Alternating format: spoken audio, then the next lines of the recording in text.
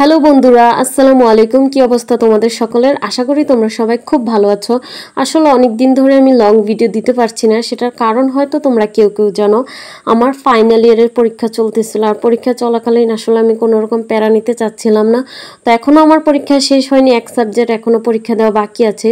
তো সকালবেলা আমি ঘুম থেকে উঠে আমার নাস্তাটা সেরে ফেললাম। সারার পরে এইদিকে দেখলাম আমার বাবা বাজার থেকে এগুলো হচ্ছে চেউয়া মাছ নিয়ে আসছে। জানি না তোমরা কে কি নামে এই মাছগুলোকে চিনো, বাট এই মাছগুলো আমার কাছে খেতে এত বেশি ভালো। আর এই মাছগুলো আমার বাবা গাংপাড় থেকে নিয়ে আসছিল। মাছগুলো কিন্তু একদম টাটকা তাজা ছিল, তাই সাথে সাথে রান্না করে খেলে কিন্তু বেশি ভালো লাগবে। তো এদিকে আমার আম্মু সুন্দর করে মাছগুলো কেটে কুটে রেডি করছিল রান্না করার জন্য, আর বাকিগুলো হচ্ছে ফ্রিজে তুলে রাখবে। আর মাথাগুলো আলাদা করে রাখতেছিল, কারণ আমি আমার আম্মুকে বলছিলাম যে মাথাগুলো সুন্দর করে আলু দিয়ে ভাজি কর। বিশ্বাস করবা কিনা জানি না গাইস, আমার যদি মাথা ভাজিটা হয় তাহলে কিন্তু আমি খুব সুন্দর করে অনায়াসে এক প্লেট ভাত খেয়ে ফেলতে পারবো। তো এইদিকে মাছগুলো আমি সুন্দর করে ধুয়ে রেডি করে রাখছিলাম। অল্প কয়েকটা মাছ নিছিলাম, সাথে মাছের কিছু তেলও নিছিলাম। এগুলো এখন আমি টমেটো দিয়ে সুন্দর করে ভুনা ভুনা করব। তো এইদিকে কিছু সকালে রান্না করা তরকারি ছিল, আর এখানে মাছ ভুনা দিয়ে সুন্দর করে আজকে দুপুরটা হয়ে যাবে। তো মাছ ভুনা করার জন্য আমি এখানে বেশ কয়েকটা পেঁয়াজ সুন্দর করে কুচি করে কেটে নিয়েছিলাম। আর এই মাছ ভুনাতে পেঁয়াজের পরিমাণটা একটু বেশি লাগে। তো যখন এটা পেঁয়াজটা লাল লাল হয়ে যাবে তখন এর মধ্যে আমি কিছুটা হলুদের গুঁড়া দিয়ে দিব, সাথে দেবো কিছু মরিচের গুঁড়া। মরিচের গুঁড়া দেওয়ার পরে যাতে এটা পুড়ে না যায় সেজন্য আমি পানি দেব। পানি দেওয়ার পরে এটা সুন্দর করে আমি কষিয়ে নেব। এর মাঝে কিন্তু আমি পরিমাণ মতো লবণটাও দিয়ে দিয়েছিলাম, আর এখান দিয়ে কিছুটা পানি দিলাম যেহেতু এটা একদম পুড়ে যাচ্ছিল। আর যখনই হচ্ছে এটা ভালো করে কষানো শেষ হবে তখন আমি মাছটা দিয়ে দেব।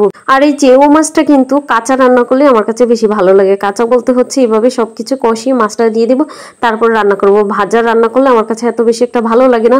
অবশ্য কেউ কেউ হয়তো ভাজা পছন্দ করে, বাট আমার কাছে এইভাবে রান্না করতে বেশি ভালো লাগে।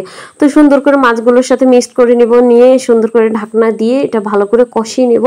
যখন এটা ভালো করে কষানো হবে উপরে এরকম পানি চলে আসবে তখন এটার সাথে আমি আরেকটু পানি অ্যাড করব। যদিও আমি এটা ভিডিও করিনি, পানিটা আমি আগেই দিয়ে দিয়েছিলাম। আমার কাছে কেন জানি ছোট মাছ খেতে অনেক বেশি ভালো লাগে, বিশেষ করে নদীর মাছ খেতে আমি অনেক বেশি পছন্দ করি। তো এই দিক দিয়ে মাছটা আমার রান্না প্রায় কমপ্লিট হয়ে গেছে। দেখেন কি সুন্দর হয়েছে কালারটা। মাশাআল্লাহ, রান্নাটা দেখতে যতটা সুন্দর হয়েছিল খেতেও কিন্তু আলহামদুলিল্লাহ ততটাই ভালো লেগেছিল। তো এদিকে আমার রান্না টান্না প্রায় শেষ হয়ে গেল, আর দুপুরের খাবারটা আলহামদুলিল্লাহ অনেক ভালো করে খেয়েছি মাছ দিয়ে। তবে একটা কথা বলে রাখি, তোমাদের মধ্যে অনেকে কিন্তু এই মাছটার নামও জানেন, এমনকি মাছটা চিনো না, কখনো খায়ও নি। যারা এই মাছটা এখন পর্যন্ত একবারও ট্রাই করেনি তারা কিন্তু অবশ্যই চাইলে মাছটা ট্রাই করতে পারেন। এটা অনেক অনেক মজার, আর আমার তো খুব বেশি পছন্দ এই মাছটা। তো এইদিকে বিকালবেলা আমার হাজবেন্ড আমার জন্য মিষ্টি নিয়ে এসেছিল, আর এই সবগুলো মিষ্টি কিন্তু আমার খুব খুব পছন্দের। তোমাদের এখান থেকে কার কোনটা পছন্দ অবশ্যই কমেন্ট করে আমাকে জানাতে পারো। আর একটা কথা বলে রাখি বন্ধুরা, আমি কিন্তু ছোটবেলা থেকে কালো মিষ্টি খেতে খুব বেশি পছন্দ করি। যে সাদা মিষ্টি আছে ওগুলো কিন্তু আমি একদম খেতেই পারি না, আমার কাছে কেন জানি ভালোই লাগে না। তো এদিকে সন্ধ্যায় আবার আমি নুডলস রান্না করেছিলাম। এখানে আমি চিংড়ি মাছ, মুরগির মাংস দিয়েছিলাম, ডিম দিয়েছিলাম সাথে। আর আমার হাতের নুডলস যারা খেয়েছে তারা সবাই কিন্তু অনেক অনেক প্রশংসা করেছে। রাতে খাওয়ার জন্য 3 পিস ইলিশ মাছ নিয়েছিলাম, যেটা ছিল চাঁদপুরের। আর আমি নিজেও কিন্তু চাঁদপুরের মানুষ। তো সবাই যেটা মনে করে হয়তো আমরা ফ্রি ইলিশ মাছ পেয়ে যাই, কিন্তু এটা মোটেও সত্য না, কারণ ইলিশ মাছ যে পরিমাণ দাম সেটা কিন্তু আমরা সবাই জানি। আর এই ইলিশ মাছটা অনেক বড় ছিল, তোমরা হয়তো এর ডিম দেখে বুঝতে পারছো। আর ডিমওয়ালা ইলিশ মাছ কিন্তু অনেক অনেক মজার। কেন জানি আমার কাছে ইলিশ মাছটা ভাজা বেশি ভালো লাগে খেতে, অনেকে হয়তো ভাপা ইলিশ খেতে অনেক বেশি পছন্দ করে। তো আমি এখান থেকে যেটা বড় পিস ওই পিসটা নিয়েছিলাম। আর এই যে এই পিসটার মধ্যে কিন্তু ডিম আছে, এখানে 3 পিসের মধ্যে ডিম ছিল। তো এখানে আমি সাথে কিন্তু কাঁচামরিচ নিয়েছিলাম, আমার কিন্তু একটু ঝাল ঝাল খেতে অনেক বেশি ভালো লাগে। তো মাছের ডিমটা আমি সুন্দর করে খুলে এখান থেকে কাঁচামরিচ নিচ্ছিলাম, কাঁচামরিচ দিয়ে মাছের ডিম দিয়ে খেলাম। আলহামদুলিল্লাহ কি যে তৃপ্তি লাগলো সেটা বলেই বোঝাতে পারবো না। যারা ইলিশ প্রেমী আছে তারা কিন্তু বুঝতে পারে।